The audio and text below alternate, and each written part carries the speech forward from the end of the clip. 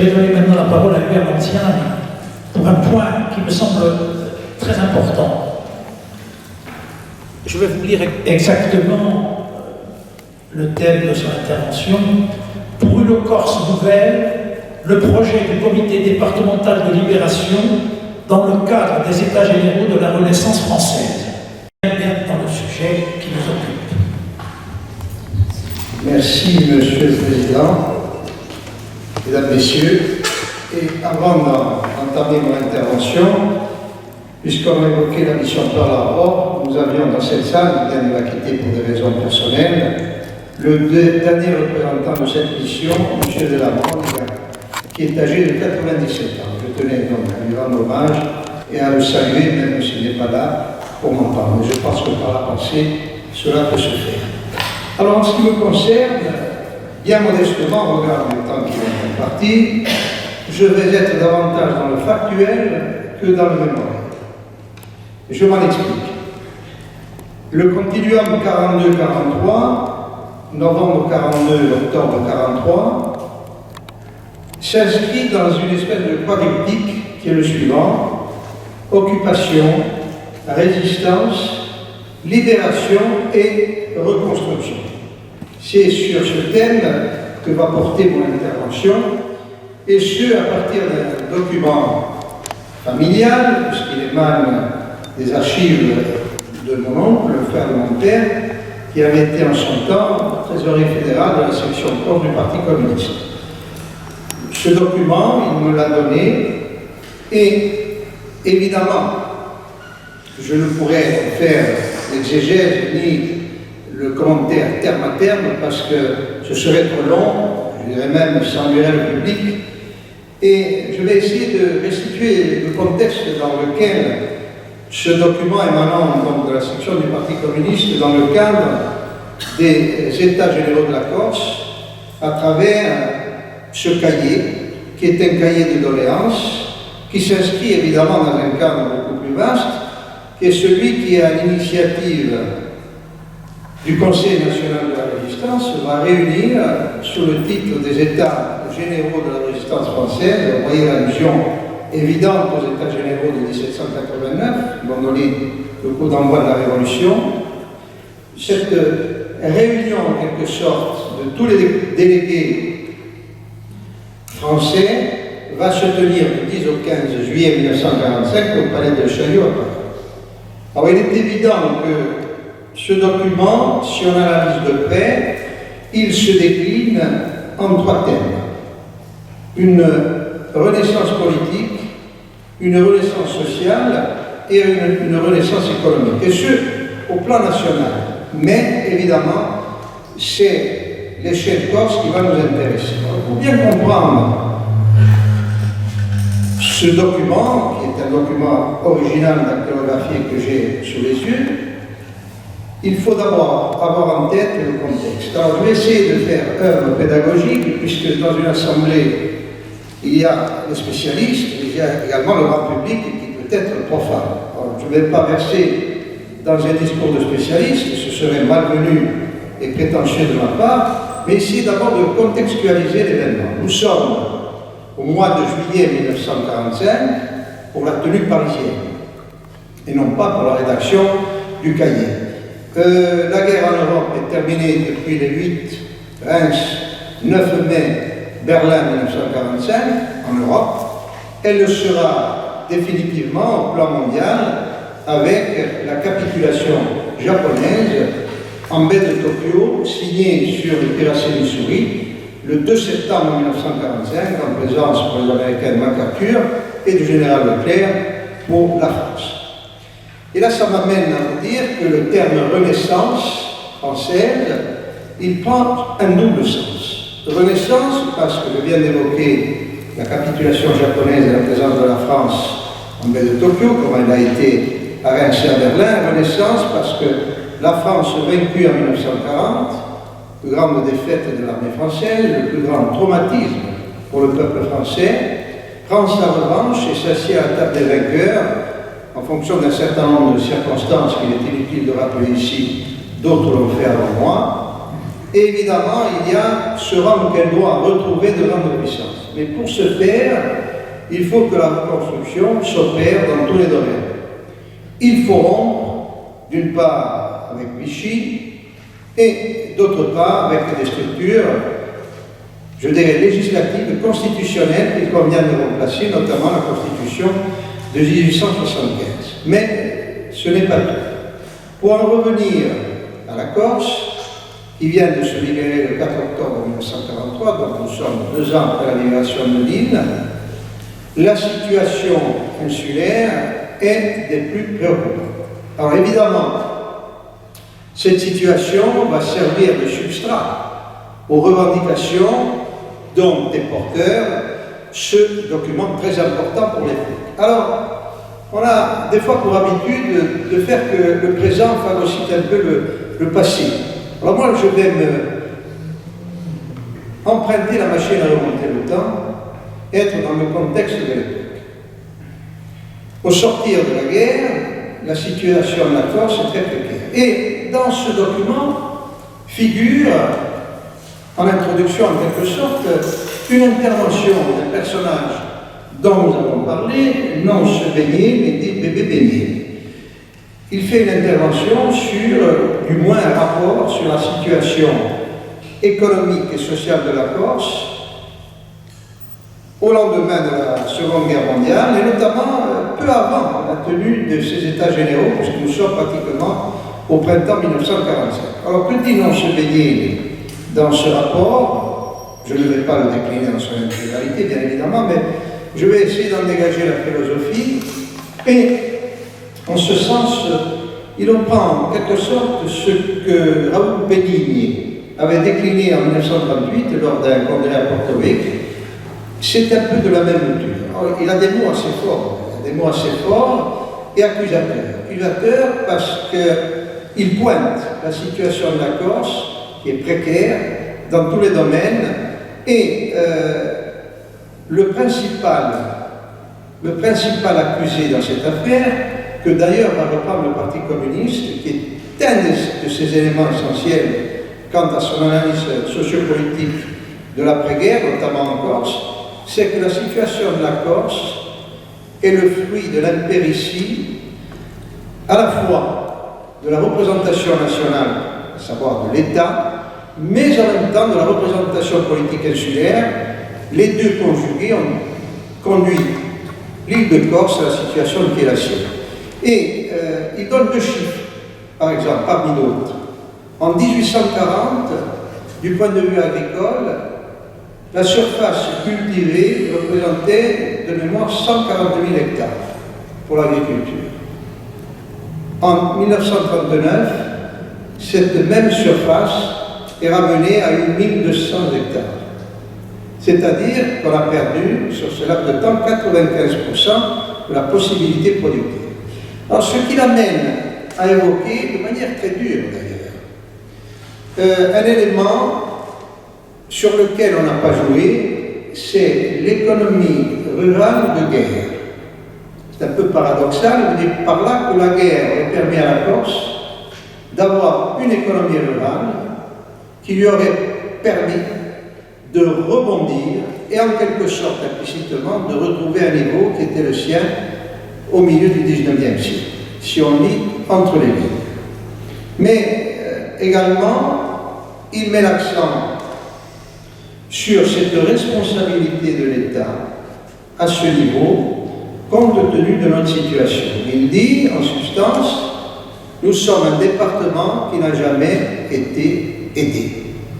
Nous fournissons des fonctionnaires et nous fournissons également des soldats au regard de la double mobilisation qu'a connue la Corse au début de la guerre et 22 classes au sortir de celle-ci après la libération de l'île. Effectivement, ce manque à gagner aurait permis d'avoir une main-d'œuvre conséquente qui, sur le plan agricole, aurait permis un développement. Et ce n'est pas que sur le plan agricole, il y a aussi d'autres éléments concernant la production, l'industrie, etc. Quant au transport maritime, il est pointé du doigt dans la mesure où les navires, et ça c'était un des points noirs de l'occupation, qui faisait du commerce permettant d'alimenter notre population, en ressources essentielles, ne fonctionnait plus au regard de la guerre, puisqu'il n'était plus opérationnel. Alors, il y a un tableau assez noir de la situation, qui, si on observe bien son argumentaire, pointe véritablement des responsabilités. Alors, ce qui m'amène justement à évoquer la stratégie du Parti communiste, puisque le document émane de la section Corse du Parti communiste. Alors, une petite parenthèse pour vous dire que ces cahiers de doléances, clin d'œil bien évidemment à la Révolution française, sont élaborés à partir d'une base populaire, bien évidemment, avec des chaînes de transmission qui partent de la base la plus élémentaire, c'est-à-dire le village, avec un questionnaire qui a été transmis par le Conseil national de la résistance, dans tous les départements, dans toutes les localités, c'est-à-dire 36 000, si on fait le compte. Donc véritablement, c'est une consultation qui part de la base et qui, sous forme de cahier de doléances, témoigne des revendications les plus immédiates des populations rurales, comme des populations urbaines.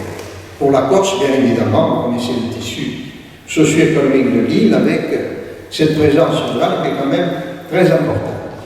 Ces revendications, sur la base d'un questionnaire qui se décline en 12 thèmes, là j'ai 3 chapitres, défense de la République, reconstruction sociale, reconstruction économique, c'est-à-dire le volet politique, le volet social et le volet économique.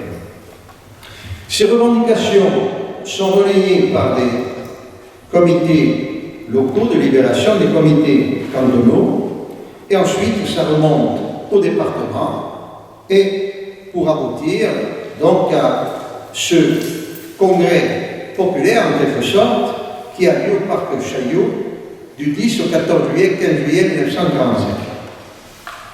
J'en reviens au volet politique et au volet économique et social qui est très important. La stratégie du Parti communiste, à ce moment-là, ce que pointe ce parti, c'est que la Corse nouvelle auquel il aspire et à laquelle aspire cette population, c'est une Corse qui va rompre avec 2 invariants historiques. Le premier invariant historique, c'est la structure clanique. Du moins, c'est celle vis-à-vis de laquelle le Parti communiste pointe les critiques les plus féroces. Pour le Parti communiste, le clan est synonyme à la fois d'antidémocratie, puisqu'il aliène l'électeur qui doit suivre le chef de clan, d'y revenir à travers des exemples particuliers que j'ai étudiés in situ pour la région des Lioul, qui me sert en quelque sorte de ce point de vue de point d'observation, et en même temps, le clan est responsable du retard économique de la Corse, pour un tas de raisons. Là, on entrerait dans un débat qui impliquerait un développement beaucoup trop exhaustif pour le temps qui m'est imparti. Ce qui est intéressant dans cette affaire, du point de vue économique, c'est que ce projet économique de développement de la Corse, il a quelque chose de révolutionnaire dans la mesure où ce n'est pas un texte qui confinerait à une discussion byzantine, mais c'est un document qui est chiffré. Toutes les propositions que fait le Parti communiste, du point de vue économique, il faut souligner que le comité départemental de libération inclut toutes les mouvances politiques de la résistance, évidemment. D'ailleurs, ce que le préfet Bizet, qui met en place le 2 octobre 1943, en placement du comité du Front National, pour rééquilibrer, on l'a dit tout à l'heure, l'influence communiste, avec l'entrée de Bouchagov, les Maillots, etc. Et dans cette optique,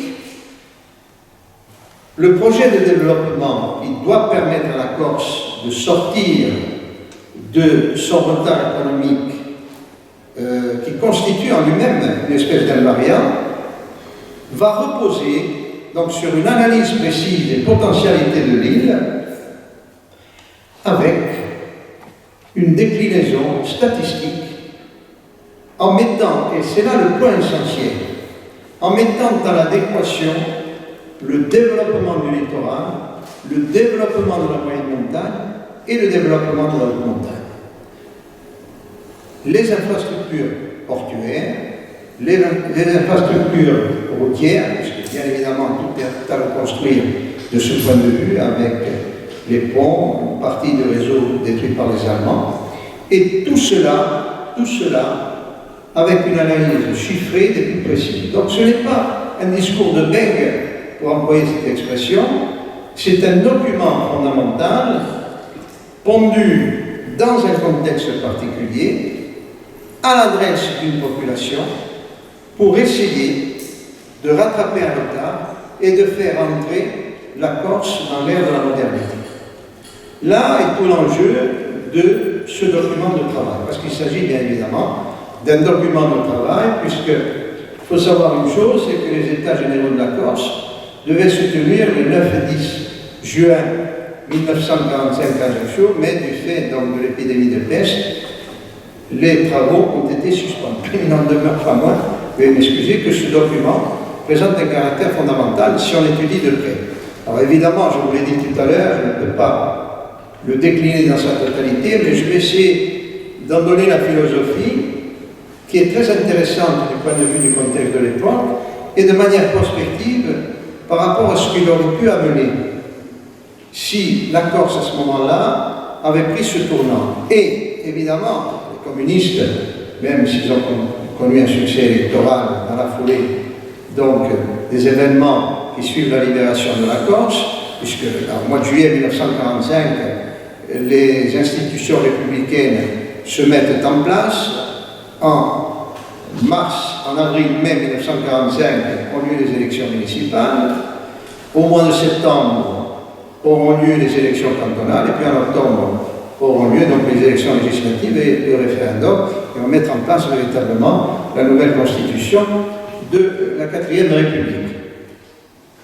Alors je vais en venir à l'aspect politique de la chose, puisque sur le plan économique, je viens de vous l'indiquer, tout était chiffré pour que la Corse puisse entrer dans l'ère de la modernité, en mettant en adéquation donc les quatre éléments géographiques qui la constituent, la plaine, la moyenne montagne et la haute montagne, avec évidemment le fait de reconstruire non pas tout ce qui est à refaire, mais tout ce qui est à faire, comme le dit le document.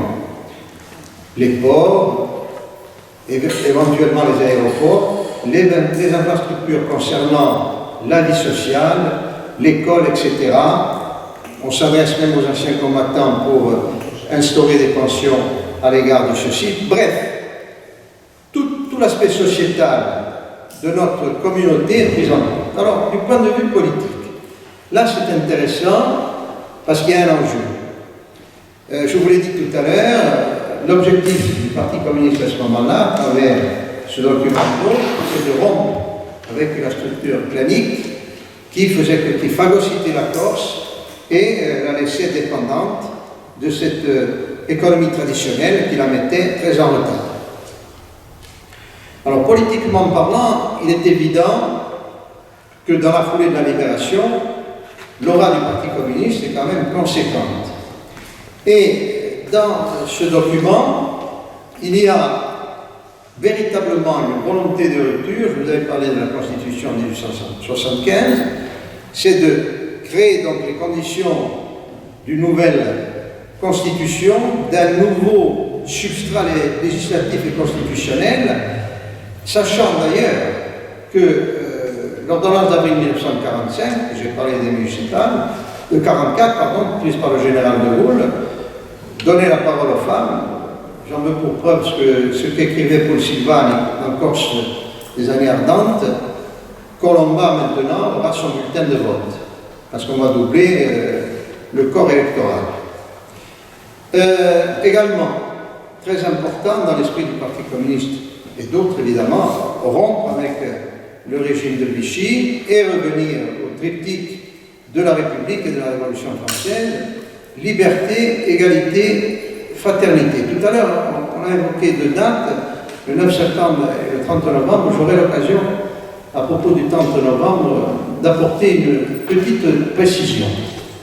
Sur le plan politique, évidemment, on entre dans un paradigme de véritable révolution avec cette rupture concernant le système clanique et véritablement l'instauration d'une démocratie. Il est évident que les résultats électoraux n'auront pas été, à tout le moins, au rendez-vous, du moins ont constitué une espèce de paradoxe par rapport aux résultats des législatives et des cantonales avant, au regard des municipales. Alors, je vous ai dit tout à l'heure que j'avais un point d'observation. Il est évident que lorsqu'on étudie un document de cette ampleur et qu'on le contextualise en évoquant la situation nationale, voire internationale et locale, le regard sur une micro-société que j'ai eu l'occasion d'étudier dans le cadre d'études universitaires est quand même un élément assez intéressant pour vous montrer que la Corse est une île paradoxe aussi. Je prends le cas des élections municipales qui se sont déroulées donc, au mois d'avril 1945 au chef-lieu du canton de Yo, le Calagouche. Et je vais également évoquer, puisqu'on est pratiquement en phase avec le projet communiste et la réalité des faits au plan politique, cette rupture avec la structure clanique, je vous prie de bien m'écouter à ce propos. En avril 1945, donc, ont lieu les premières élections d'après-guerre qui, au sortir, donc, vont réinstaller la légalité républicaine.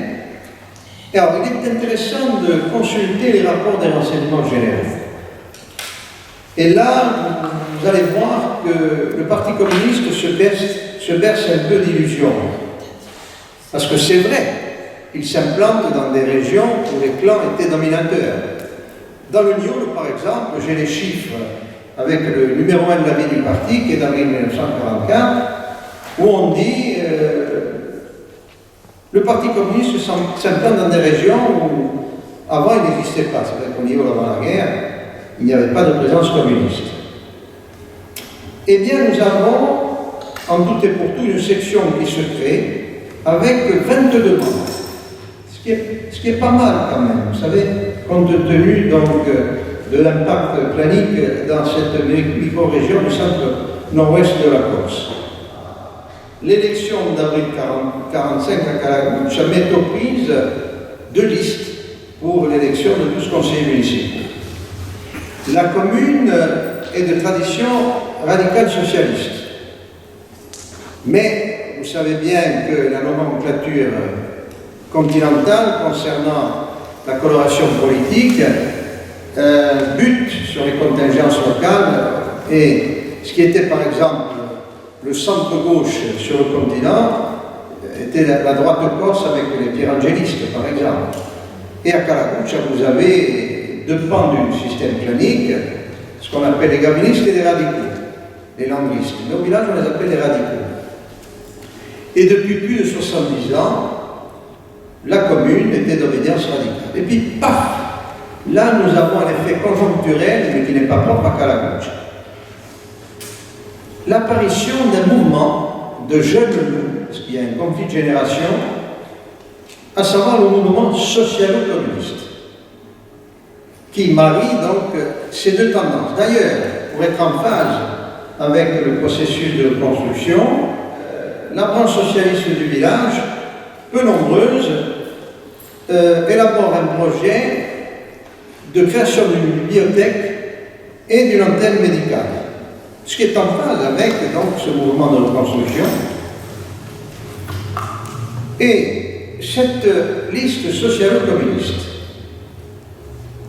a en face d'elle les tenants du Front National. Alors, les tenants du Front National, vous pouvez penser, bien évidemment, qu'il y a les différentes mouvances qui ont constitué pendant la résistance, avec, vous allez me dire, une présence quand même éminente du Parti communiste. Alors, effectivement, sur la liste du Front National, qui a en face d'elle les adversaires du Front National, c'est-à-dire les socialo-communistes.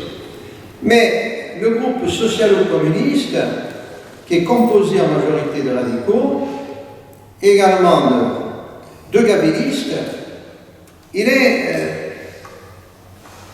ou du moins il cultive un paradoxe, c'est qu'il est lui-même issus de la structure clanique. Alors pourquoi? Pourquoi y a-t-il ce mouvement à Calagouche, comme ailleurs en Corse, vous allez le comprendre? Parce qu'effectivement, l'opportunisme a fait son lit.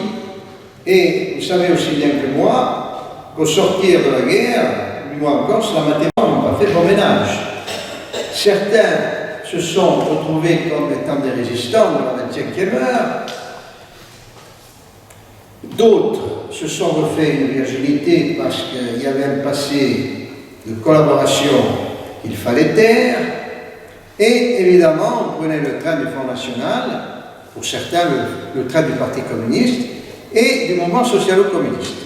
Et en face, vous aviez des membres de la majorité sortante, mais également des nouveaux venus, c'est-à-dire ceux qui étaient les battus d'avant-guerre, les gavinistes.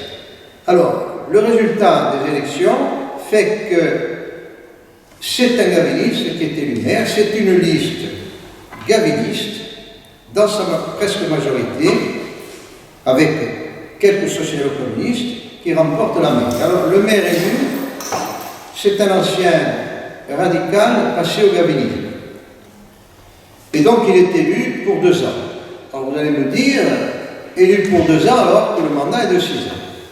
Et tout simplement parce que le bureau électoral de Calagouche, ou du moins, la commune comportait 2 bureaux électoraux. Un à Calagouche même et un dans le hameau de Sidos. Et ce sectionnement de la commune avait été opéré par le conseiller général sortant, élu en 1934, le colonel Janssen. Et donc, un membre de la liste radicale avait attaqué l'élection au motif que le second bureau, c'est une allusion, le second bureau, puisqu'il n'y en avait pas de troisième, n'avait pas été ouvert. Donc, le conseil départemental de Nice se saisit de l'affaire, mais également les tribunaux concernés et le Conseil d'État invalide l'élection qui revient en mars-avril 1945. Et c'est là que nous entrons justement en phase avec ce caractère illusoire de la reconstruction politique dans cette commune. En mars 1947, l'élection revient et nous avons, pour le premier tour, 3 listes en présence. La liste radicale, la liste du maire sortant et l'Union républicaine et résistante, composée véritablement de gens de gauche, parmi lesquels 2 communistes. À l'issue du premier tour, cas unique en Corse à l'époque, ballotage intégral. Ballotage intégral. Deuxième tour, 2 listes demeurent. La liste radicale et l'Union républicaine et résistante. Que s'est-il passé entre les 2 tours? Le candidat communiste, qui est le secrétaire de la section communiste de Lyon, je peux citer le nom, décédé, mais il n'y a pas de problème, Jean-Baptiste Jérôme, instituteur, est sollicité par son père, gaviniste de la première heure, qui lui demande d'être sur la liste gaviniste. Alors que lui est communiste, ancien résistant. Et je lui ai posé la question, parce que j'ai pu l'interviewer pendant 2 heures, à une certaine époque. Je lui ai dit, je ne comprends pas, il y a une antinomie, vous êtes communiste et vous acceptez de conduire, parce que c'était la tête de liste, une liste gaviniste. Il me dit ceci, c'est vrai, ça peut paraître contradictoire, mais je ne pouvais qu'obéir à mon père. Je lui ai dit, tu me laisses toute latitude pour les législatives, mais là je t'obéis. Et donc, il est à la tête de la liste élue, premier et seul maire communiste d'Union, et plus jeune maire communiste de France à l'âge de 30 ans. Alors là, évidemment, on va assister à une joute journalistique des plus incisives entre le Petit Bastien, organe radical, et le Patriote, organe communiste. Et intervient un facteur important qui est une espèce d'épée de Damoclès planant au-dessus des consciences, c'est la résistance. On va se servir de la résistance pour essayer de séparer le pur de l'impur et de magnifier les uns en accusant les autres. Alors évidemment, le Patriote accuse des membres de la liste radicale d'avoir versé dans la collaboration en disant, parmi les gens élus au conseil municipal, quels sont ceux qui, le 11 novembre 1942, malgré l'interdiction des autorités vichistes, se sont rendus devant le monument aux morts et ont déposé une gerbe. Vous voyez que Kalaguch a précédé Oyonnax d'un an pour ça, pour ce dépôt de gerbe. Et les autres répondent ceci, sur cette liste radicale, beaucoup sont d'anciens collaborateurs. Donc, on tire à boulet rouge sur les uns et les autres. Bref, j'abrège mon propos. Qui est dans le vrai au regard de cette joute journalistique? On comprend l'enthousiasme du Patriote. Mais c'est le Petit Bastien qui est dans le vrai. Parce que le Petit Bastien a pris davantage conscience des structures sociétales de cette micro-société. Tout simplement, quel est l'enseignement que l'on peut retenir? Et vous allez voir que mon propos, il peut basculer sur le contexte insulaire. Mais tout simplement, c'est le clan qui se restructure en montrant son caractère protéiforme. Il s'est servi de la conjoncture pour mieux rebondir et retomber dans ses permanences habituelles. Eh bien, c'est ce qui va se passer au plan départemental. Avec cette poussée évidemment communiste, on a 646 à l'élection de député, Arthur Djoba, et puis progressivement ça se délite. En 58, malheureusement, le parti tombe à 5% à peu près. Et je veux dire par là, quel dommage. Quel dommage, pourquoi? Parce que ce projet communiste, qui avait 40 ans d'avance sur tout ce qui est venu après, par rapport au mouvement de revendication, et d'ailleurs, l'opuscule qui avait été imprimé par la section du Parti communiste et qui déclinait exactement les mêmes éléments que ceux de 1945, je ne sais pas si c'est même pas sur le livre, c'est un autre, le titre m'échappe, eh bien, il est dommage que ce projet n'ait pas vu le jour. Parce qu'il a inspiré quelque peu le projet de développement de 1949, mais les acteurs du projet n'ont pas pu le mener à bien pour un tas de raisons politiques.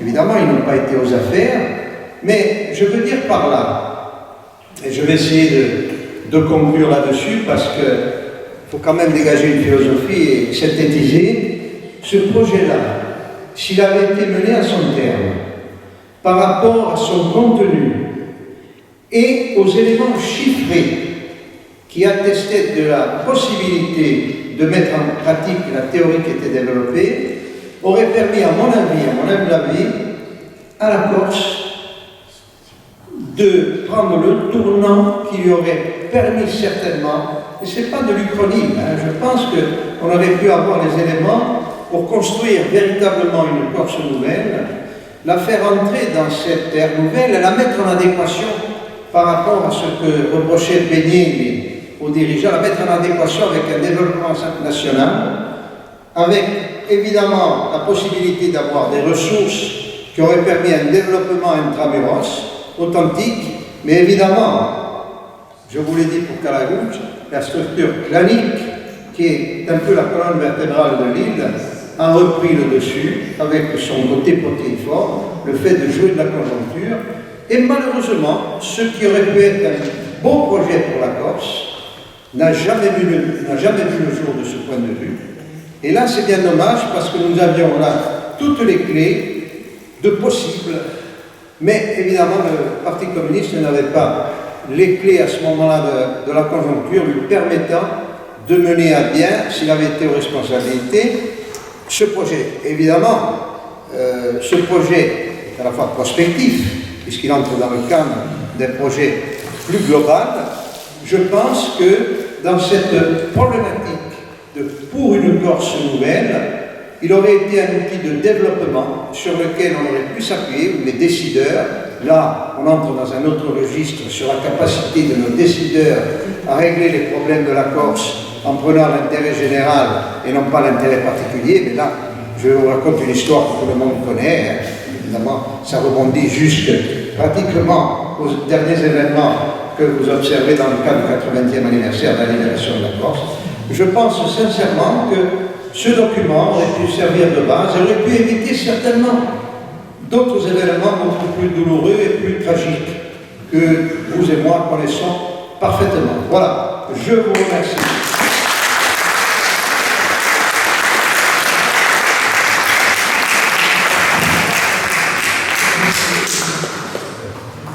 Les actes du colloque seront publiés le plus tôt possible par l'ALAC. Donc vous pourrez vous reporter à tout ce qui a été dit aujourd'hui.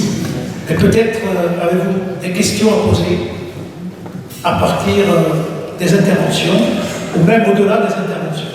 Par avance, je plaide non coupable.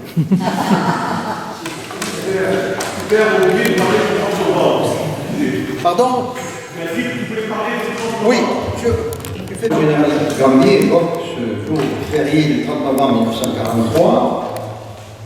Décrété férié dans toute la Corse, il y a un tédéum à la cathédrale d'Ajaccio qui marie le laïc et le religieux. Et puis, il y a un autre événement qu'il rapporte, c'est que ce même jour, un détachement d'éclaireurs marocains plante au sommet du mont d'Égypte, dans le niveau, le drapeau français. Il y a toute une symbolique pour cet événement. Alors ensuite, évidemment, c'est à l'initiative du député Saligeni, le rattachement de la Corse à l'impérium français, comme on l'a appelé Sylvain. Mais le 30 novembre nous ramène à une autre date, celle du 23 septembre 1790. Que se passe-t-il le 23 septembre 1790? C'est l'Assemblée d'Oritz, qui se tient le 23 au 30.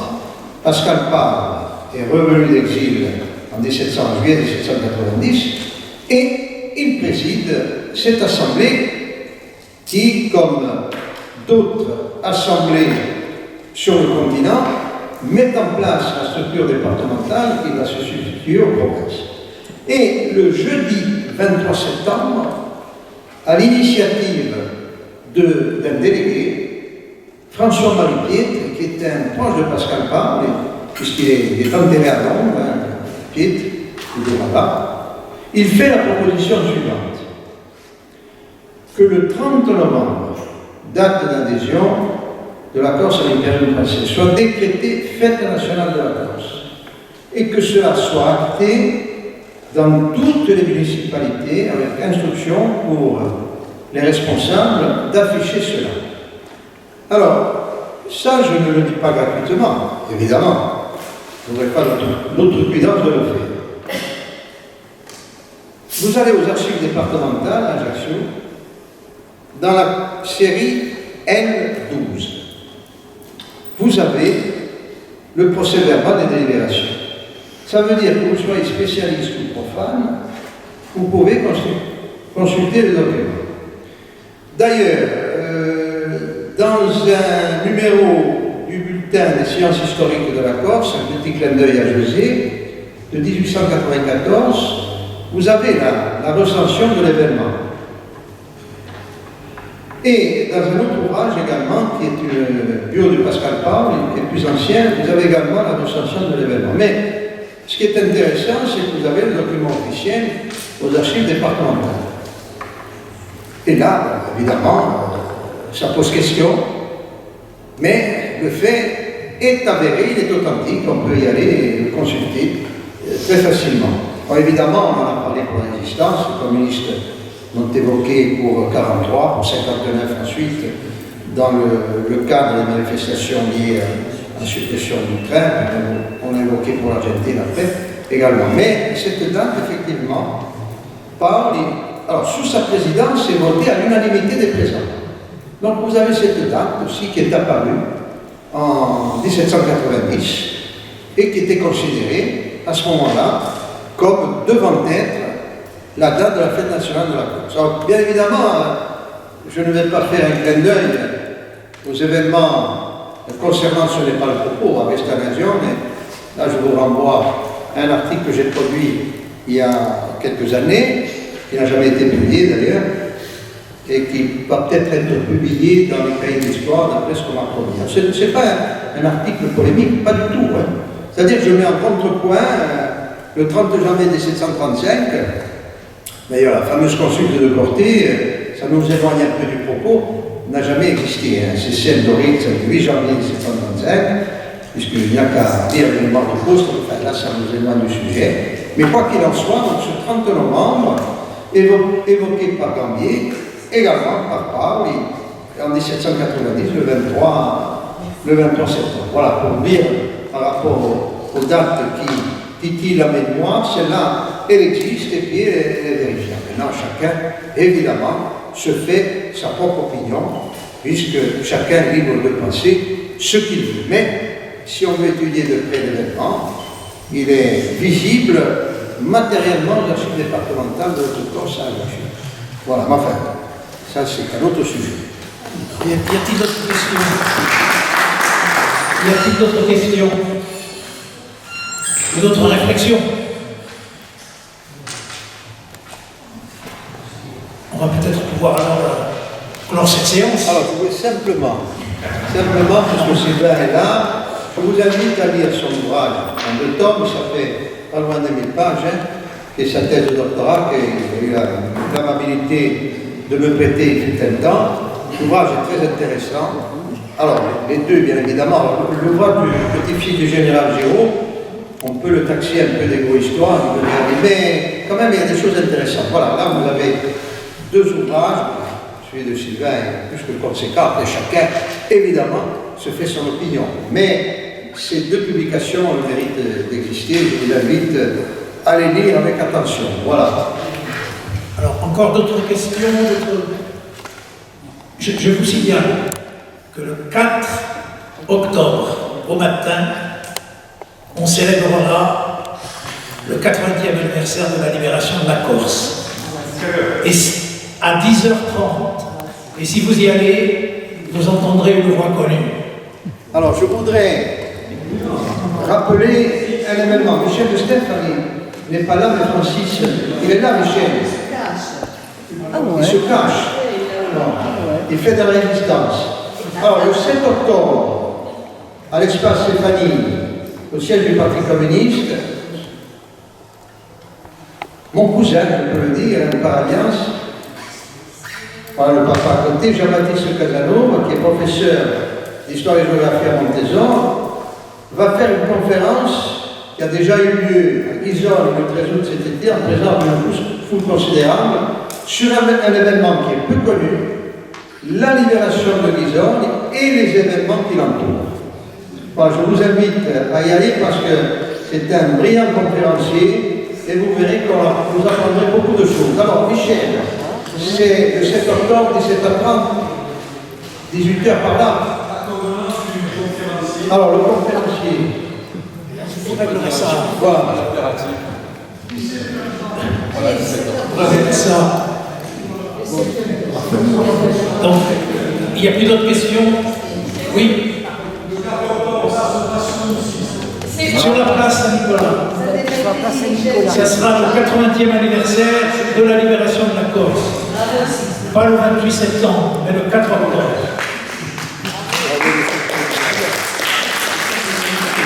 Je déclare ce colloque et on va préparer le prochain pour l'année prochaine.